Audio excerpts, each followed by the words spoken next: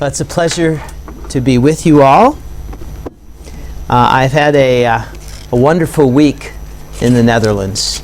Arrived a week ago today, and I'm near the end of my time. I will be returning to the United States on Monday, and I'll be taking with me many wonderful memories. Let's see. Whoops. It's nice to have something in my hand. I first wanted to ask you, how many of you have either read either one of my books or parts of any of my books? Two, read the issue in Soteria or the articles in there about me? Or three, attended one of the other sessions which I spoke this week? So that would be on Monday or on Wednesday. I just get a sense of hands of people that would. Very good. Okay, that's what I thought. What I thought was that at least that with this audience that I'd be dealing with a number of people who were acquainted with my basic ideas. And so I decided that I wasn't going to give a new presentation of my fundamental thesis. Some of that will come out probably again in summary form, particularly in the second session. What I wanted to do in this first session was to talk about what really is one of the main themes of my writing, or perhaps a kind of theological, one of the theological central points, which becomes especially pronounced in my most recent book, Searching Her Own Mystery, and that is Israel Christology. But I don't want to, on Monday at the Jules Isaac Foundation, I gave a whole lecture about Israel Christology, in which I went through a set of texts from both the Hebrew Bible, talking about the Daniel 7 and the Son of Man as an individual and a corporate figure, the servant of the Lord in Isaiah as an individual and a corporate figure, the Messiah, particularly under the title Son of God, as an individual and a corporate figure. And then I did a reading through a number of texts in Matthew chapters 1 through 4, showing how this portrayal of Jesus as the individual embodiment of the Jewish people gets expressed within one particular set of texts within the New Testament. I'm not going to cover that ground again. What I want to actually do in this first session is give you a little bit of a history of how I came to this set of convictions about Israel Christology, and its significance for me. As Professor Mager said at the beginning, if you, as I'm going along, if you have questions that you want to ask, just raise your hand as we're going. The sessions here are rather short, and so there's not like a separate time that we have for discussion. So presentation and discussion, it's all one together. Now, I need to really begin with my own personal experience, because I didn't arrive at the positions I hold by doing a deductive Bible study. I've done a lot of Bible study, and a lot of my writing is exegetical. But I really came to the biblical texts with a set of questions that came from my own personal experience. And the personal experience that was especially relevant here is the fact that from early on in my own relationship with Jesus, one of the most powerful places where I encountered him was in the synagogue and in the Jewish prayer book and in the actual practice of Judaism. Now, of course, Jesus is not mentioned in the synagogue prayers. Jesus is not explicitly part of the framework of the Siddur or of Jewish practice. Far from it. But the fact of my own experience was that as I worshiped within a synagogue, a traditional synagogue context, I was encountering Jesus there. Of course, I had already experienced him outside of that context, so I was bringing him in with me. But my own sense was that it was not simply Jesus in me.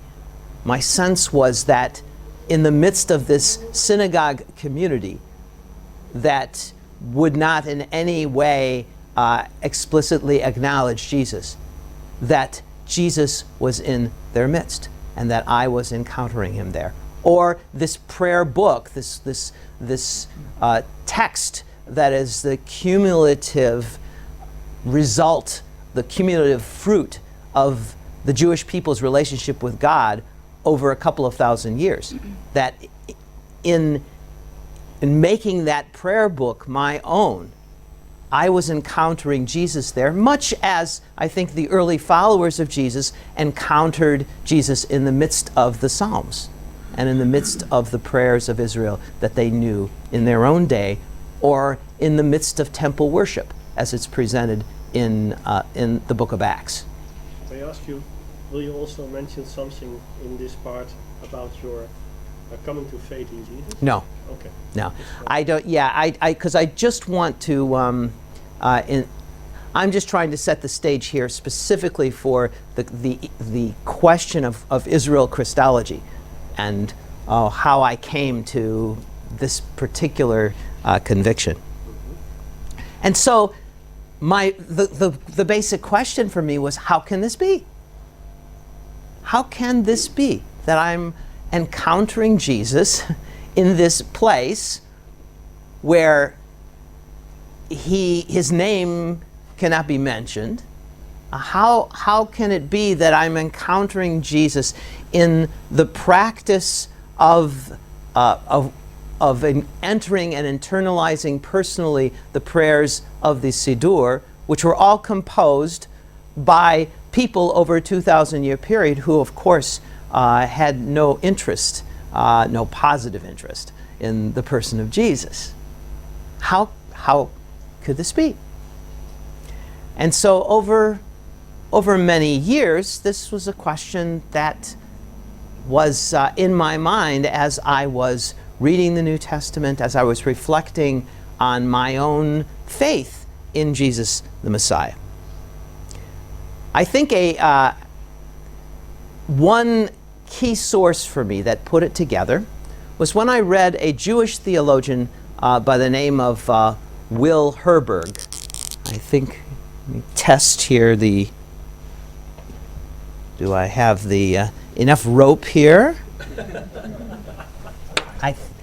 No, it's I'm right near the end of my my line. Okay.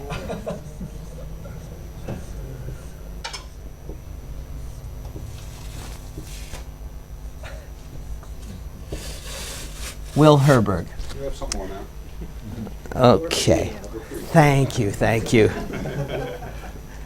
Will Herbert was a Jewish theologian who wrote especially in the 1950s. And he was very, very much influenced by neo-Orthodox Christian theology, particularly the writings of Reinhold Niebuhr and to some extent Karl Barth. And he was also influenced by Franz Rosenzweig and this Jewish attempt to understand Christianity in a positive way, which connected it to Judaism. And so Will Herberg argued that all relationship with God is mediated through covenant. That there's not some kind of universal relationship with God that God simply has with humanity in general, but that relationship with God comes through covenantal initiatives of God. And of course, the fundamental covenantal initiative is God's establishing of his covenant with the people of Israel. And so then he wanted to make a connection between God's covenant with Israel and the life of the Christian church. And so the way he did this was by arguing that Jesus was a kind of one-man Israel. This was the phrase that Will Herberg used. A one-man Israel. But that he was a one-man Israel for the nations of the world. So that when the Gentiles were joined to him, were baptized into him, were united to him by faith, they were thereby also being joined to Israel and to God's covenant.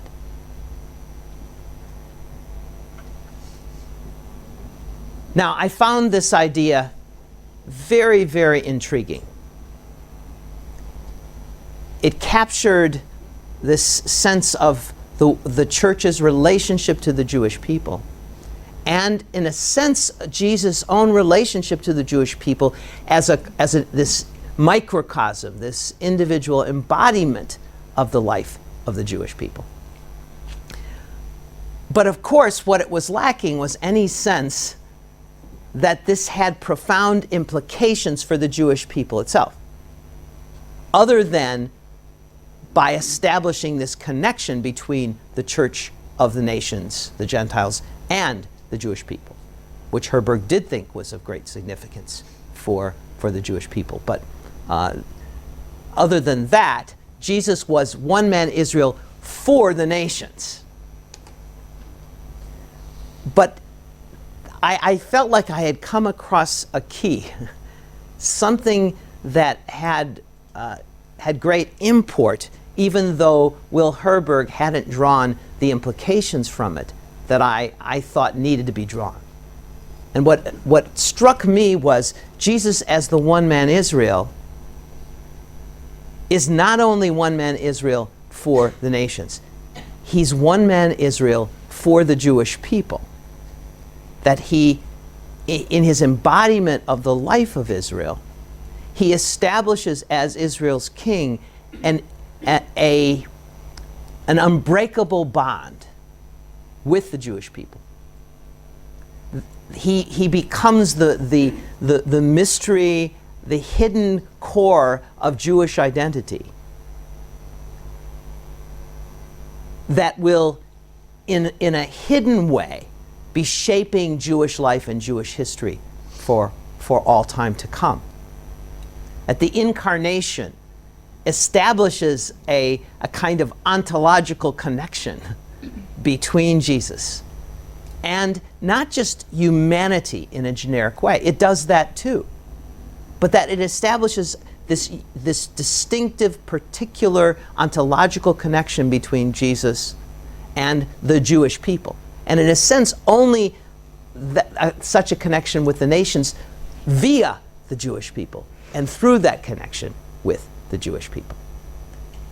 This opened up for me this way of interpreting the experience that I had within the synagogue and with the Siddur. Now, it was only later that I encountered the writings of N.T. Wright. And I found the writings of N.T. Wright to be very, very powerful and filled with insight. In some cases, N.T. Wright describes what he's doing as this attempt to recover the Jewishness of the gospel. And I think that's actually a fair description of what he goes about doing. He presents Jesus very much as this one-man Israel. He presents Jesus as this microcosm of the people of Israel as a whole. And he seeks to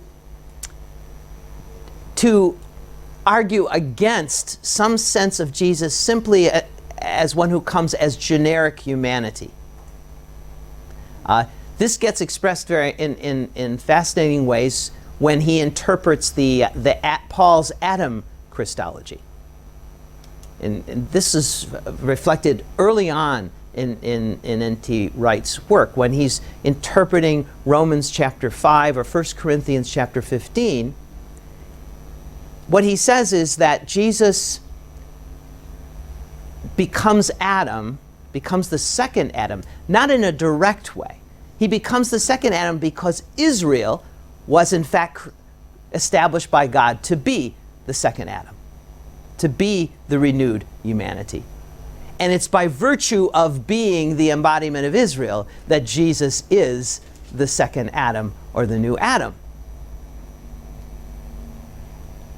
In other words, Jesus' relationship to all of humanity, in a sense, is mediated through his participation in the life of the Jewish people and the life of the people of Israel.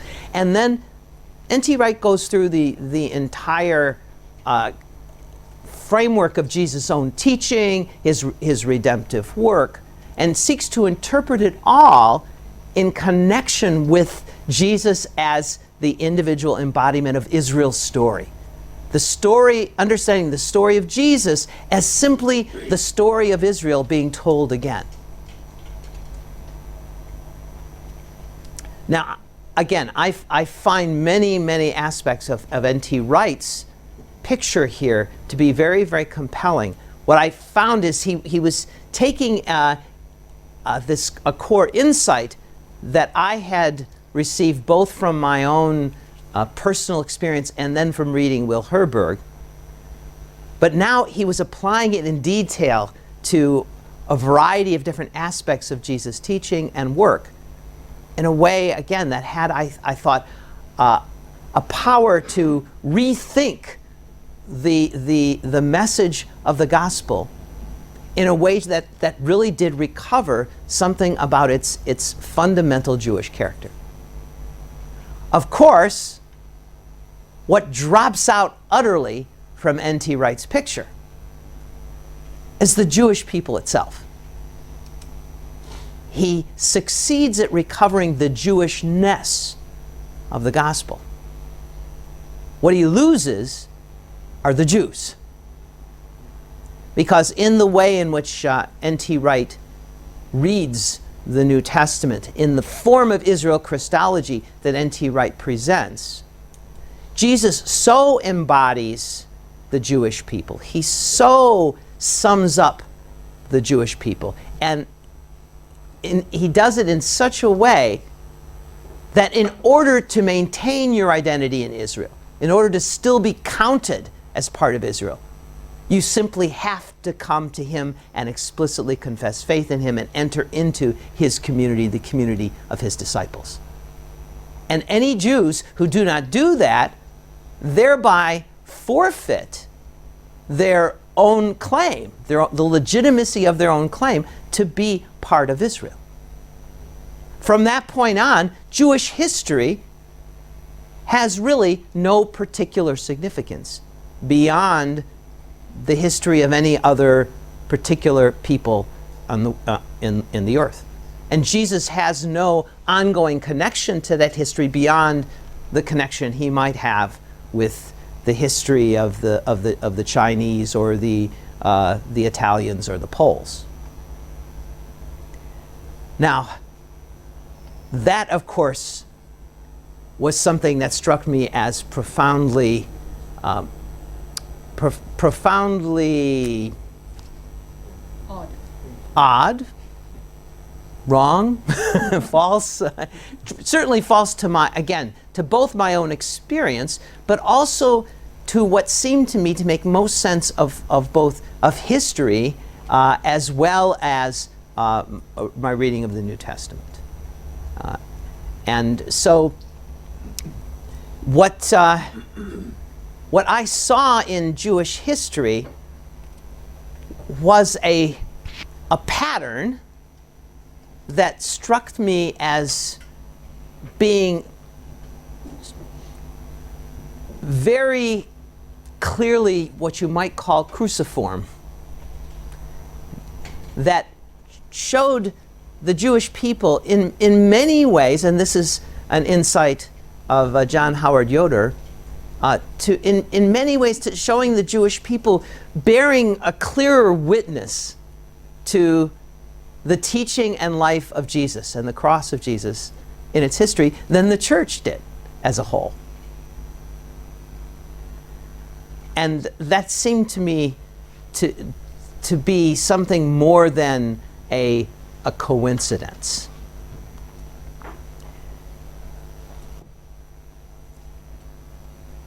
So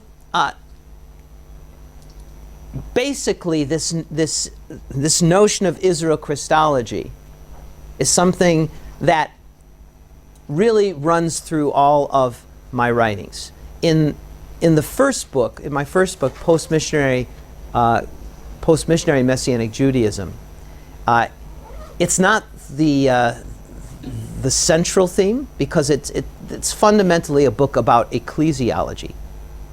But in the process of talking about this ecclesiology, Israel Christology emerges. I don't even know if I use the term within the book, but I do I do cover a number of the New Testament texts that are relevant to it, and I do speak about Will Herbert and the notion of one man Israel. Israel Christology becomes much more central in my collection of essays, Israel and the People of God, and in the introduction that Jennifer Rosner writes, I think she very accurately situates my understanding of Israel Christology in relationship to the whole framework of my thinking. And then in the newest book, Searching Her Own Mystery, Israel Christology emerges as a theme in its own right and under that particular name.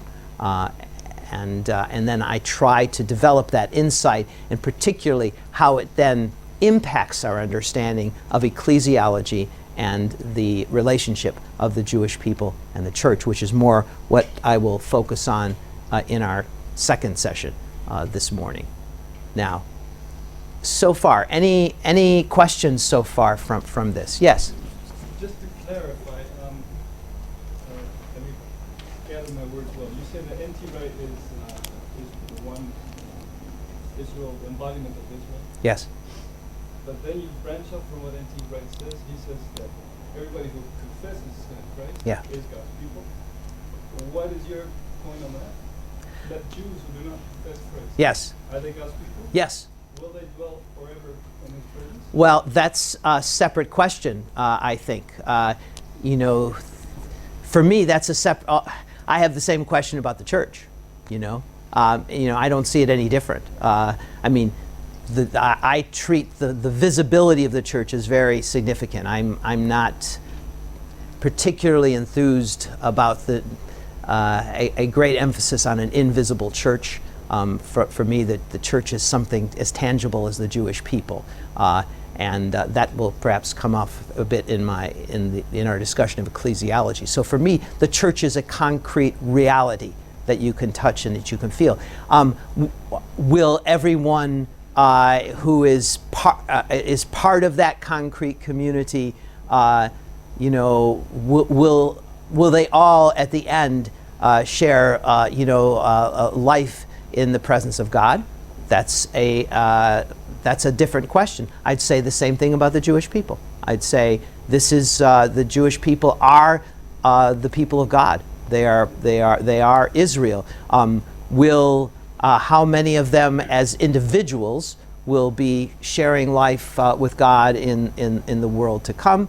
That's another question.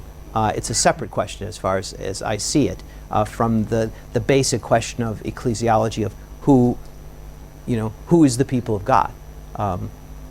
So, Daniel. So I have a question. If Jesus embodies a one-man Israel, and he lives the story of Israel, what was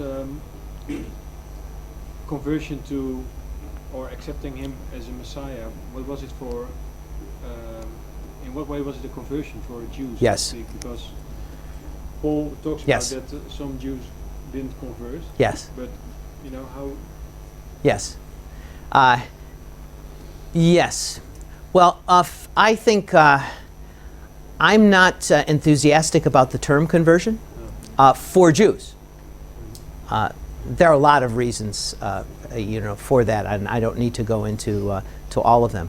But the fact is that in my observation, the framework of the way in which Jews experience what Jews experience when they come to faith in Jesus and what Gentiles experience when they come to faith in Jesus is actually two somewhat different things. There is actually a fascinating doctoral thesis by an Israeli Messianic Jew that did an analysis of this, focusing specifically. She did a survey of Israelis who had come to faith in Jesus and asked them to, a set of questions about what it meant for them, and she drew a set of conclusions that really confirmed my own both personal experience and my sense of the experience of both my Jewish and non-Jewish friends. It's this: it's that when Gentiles come to faith in Jesus, they experience the term conversion is really an appropriate term. It's a sense of having your life simply turned around, and discovering something that is like this completely new reality that changes absolutely everything. When Jews come to faith in Jesus, what we tend to experience and what these Israelis said in answering these questionnaires is they felt like they were simply coming back to themselves. That they were discovering who they actually had been all along, that they were understanding what it meant for Israel to be an Israeli, to be what they were, to understand what the significance of speaking Hebrew was, and to the significance of the Jewish holidays and etc. And I think that's just simply the sense of coming back to who you are, and experiencing simply a kind of realization, a fulfillment, a simple drawing out to its eschatological conclusion, you might say, what is already simply implanted in the Jewish soul and in Jewish life, as opposed to the sense of like a turnaround. Now, of course, there's also a turnaround, but the turnaround is different. It's like the turning around from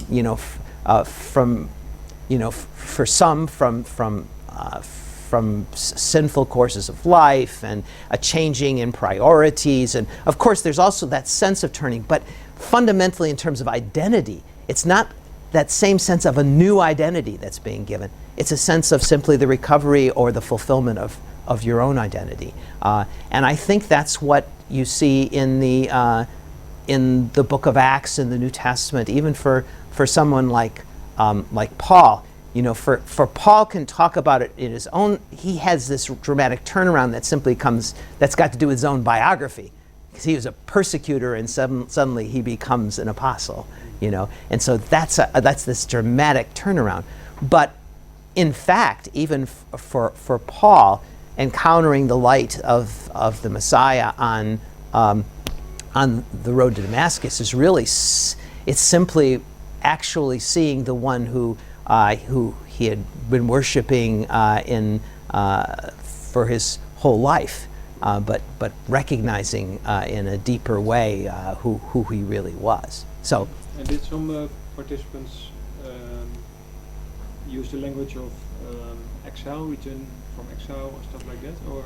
Now, what I'm now are you talking? You're talking about N.T. Wright? No. Okay, say this again.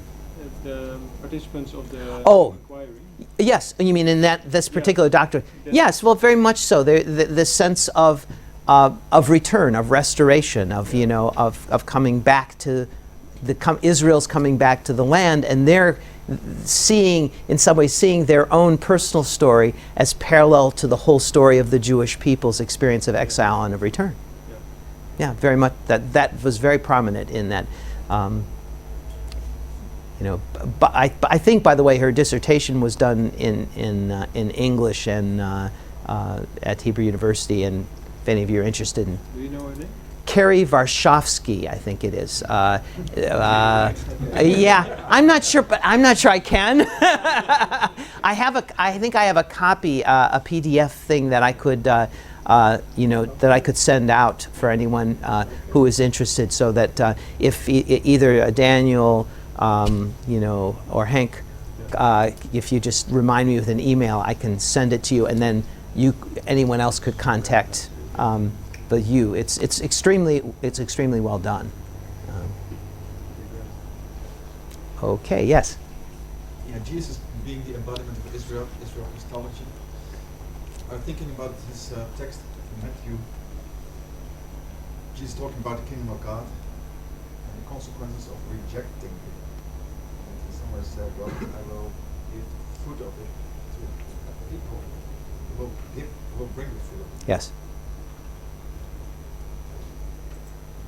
What's the messianic Jewish view on that? Yes. This dispensational in general. Right. Well, I deal with that text in my first in post-missionary Messianic Judaism, and I think the real question is how do we deal with this term laos, the term people, in that particular text? And now I would take a fairly lengthy discussion of the text in order for me to make the persuasive case for my own conclusion. But I'm just going to give you the conclusion I reach, and then if you want to pursue it more, you can read what the argument is in the book. And to some extent, I'm building on the work of Anthony Saldarini's interpretation of the text in his book on Matthew's, I think it's called Matthew's Christian Jewish Community, something like that. And my understanding is laos there does not refer to the Jewish people as a whole. It's a reference instead to a group of leaders. Like the term in Hebrew, for example, the term am, which is the equivalent of laos, gets used not just of the people of Israel whole, it gets used of the Kohanim, of the priests. And within the particular context in Matthew of the parable of the vineyard, the real focus is on a replacement of a leadership group.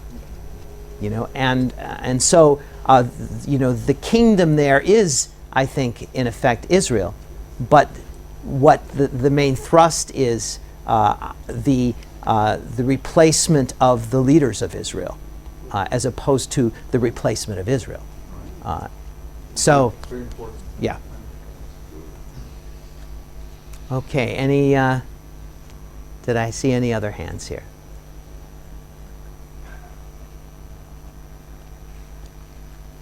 Okay. Well.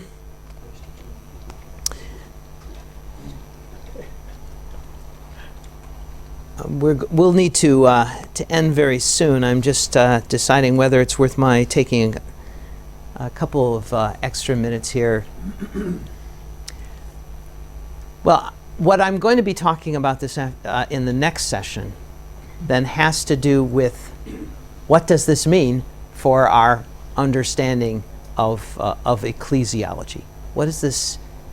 What impact does this have on our understanding of the ecclesia? I will be. I tend to want to use the term in my own writing and speaking. I'll use the Greek term, the Latin term, ecclesia, rather than the term church.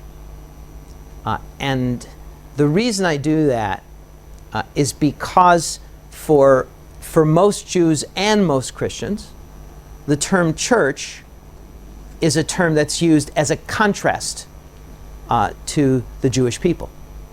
You know, for some, it's to say Israel and the church as these two distinct entities, or the synagogue and the church. In either case, there's the sense that what you have is a church which is fundamentally a church of Gentiles, at least a church in which, when Jews enter it, they are no longer part of this other reality, which is the synagogue or Israel or the Jewish people. And to contest that is, of course, one of the most fundamental parts of all of my own work.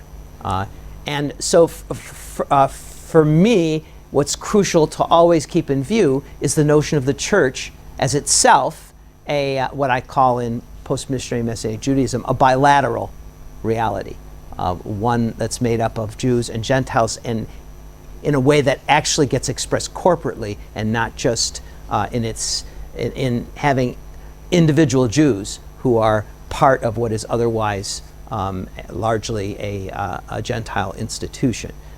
So I will be using the term ecclesia in place of the term church, or instead of the term church. That's not because I don't like the term church. It's very similar to why we as Messianic Jews, for example, prefer the term Messianic Jew rather than Christian. It's not because we think there's something wrong with the term Christian. It's because for what the term Christian communicates to most Jews, as well as, in fact, to most Christians, is a group that's distinct from Jews. If you're starting with that as your fundamental conceptual framework, and that is the one that most Jews and most Christians start with, then for me to say I'm a Christian immediately falsifies what I fundamentally want to say. And so that'd be the reason why I don't use the term Christian to refer to myself, why I have no problem using the term Christian in reference to my non-Jewish brothers and sisters, Christian brothers and sisters. And similarly, that's why I would, why I will use the term ecclesia rather than church. So I think that's enough of the introduction to the next section. Do you think that New Testament writers on purpose used the word ecclesia because it was the translation of kahal? Yes. Because there was also the better word synagogue. Yeah. It's been used by John, for example. Right. As a synagogue to Satan. Yes. Can you speak up? Yeah. Okay. Yes. Hank's question is: do I think that the New Testament writers use the term ecclesia very deliberately in some ways